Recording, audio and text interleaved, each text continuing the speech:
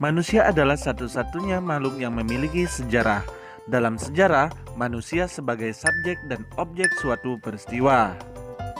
Manusia sebagai subjek berarti manusia menjadi peneliti, yaitu manusialah yang mencari sejarahnya. Sedangkan sebagai objek, manusia menjadi yang diteliti, yaitu manusialah yang menjadi sasaran dari sejarah tersebut. Tanpa manusia, sejarah pun menjadi kosong. Sebagai pelaku atau yang diteliti dalam sejarah, manusia membutuhkan ruang dalam melakukan peristiwa tersebut. Nah, apa itu ruang dalam sejarah? Ruang dalam sejarah adalah lokasi atau tempat terjadinya suatu peristiwa, baik berupa rumah, istana, gedung, jalan, wilayah, dan lainnya. Konsep ruang dalam sejarah menyebabkan pembagian sejarah berupa sejarah lokal, sejarah nasional, dan sejarah internasional. Sejarah lokal seperti sejarah tokoh-tokoh setempat, sejarah budaya setempat, dan lainnya. Kemudian kalau sejarah nasional seperti sejarah proklamasi kemerdekaan Indonesia, sejarah Sumpah Pemuda, dan sejarah lainnya.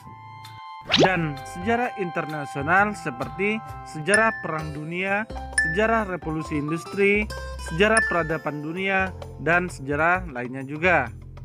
Contoh konsep ruang dalam sejarah yaitu pembacaan teks proklamasi kemerdekaan Indonesia dilakukan di halaman rumah Soekarno, tepatnya di Jalan Pegangsaan Timur nomor 56, Jakarta Pusat.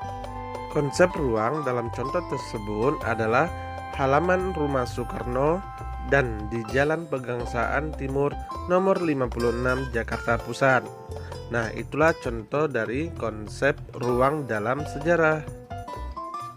Dalam sejarah, manusia tidak terlepas dari waktu. Waktu dalam sejarah adalah lama berlangsungnya suatu peristiwa atau kejadian tersebut. Waktu dalam sejarah dapat diukur dengan detik, menit, jam, hari, tanggal, bulan, tahun, abad, dan seterusnya. Konsep waktu dalam sejarah terbagi menjadi 3, yaitu masa lalu, masa sekarang, dan masa yang akan datang. Yang paling dominan adalah masa lalu, tetapi konsep waktu pada masa lalu akan mempengaruhi konsep pada masa sekarang dan masa yang akan datang. Sebagai contoh, yaitu pada Jumat 17 Agustus 1945, tepatnya pada pukul 11.30, dibacakanlah proklamasi kemerdekaan Indonesia oleh Soekarno.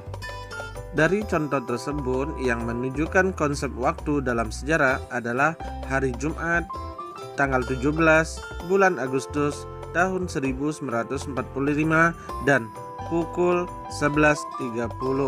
Nah, itulah yang termasuk konsep waktu dalam sejarah.